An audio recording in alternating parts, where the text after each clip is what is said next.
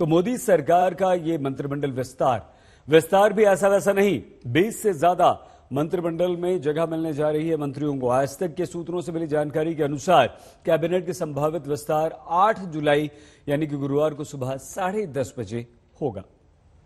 ईश्वर की शपथ लेता हूं कि मैं विधि द्वारा स्थापित भारत के संविधान के प्रति सच्ची श्रद्धा और निष्ठा रखूंगा।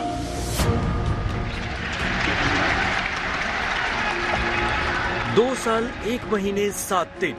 जी हाँ, ठीक 768 दिन पहले प्रचंड बहुमत के साथ मोदी सरकार ने शुरू की थी अपनी दूसरी पारी।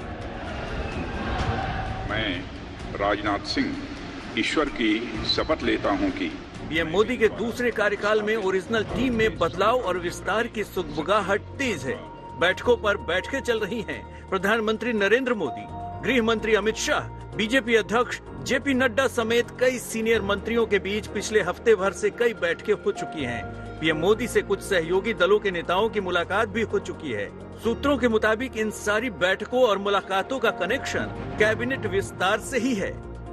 आज तक को सूत्रों से मिली जानकारी के मुताबिक संभावित कैबिनेट विस्तार 8 जुलाई को सुबह 10:30 बजे होगा। लिहाजा मंत्रिमंडल की रूपरेखा को अंतिम रूप देने के लिए हिमाचल से बीजेपी अध्यक्ष जेपी नड्डा थोड़ी देर में दिल्ली लौट रहे हैं। अगर मंत्रिमंडल का विस्तार होता है तो मई 2019 में प्रधानमंत्री के तौर पर दूसरी पारी शुरू करने के बाद मंत्रिपरिषद का ये पहला विस्तार होगा। और आज तक को मिली जानकारी के मुताबिक ये विस्तार छोटा नहीं बल्कि बड़ा होगा। कैसा बड़ा होगा जरा बिंदुवार समझ लीजिए। सूत्रों के मुताबिक इस विस्तार की 5 बड़ी बातें ये हैं। नंबर 1, मंत्रिमंडल में 20 से ज्यादा नए चेहरे शामिल हो सकते हैं। नंबर 2, कुछ मंत्रियों के विभागों में फेर बदल मुमकिन है तो कुछ मंत्रियों की छुट्टी भी हो सकती है। नंबर 3, सूत्रों के मुताबिक मंत्रिमंडल में यूपी को तवज्जो मिल सकता है क्योंकि अगले साल वहां चुनाव है।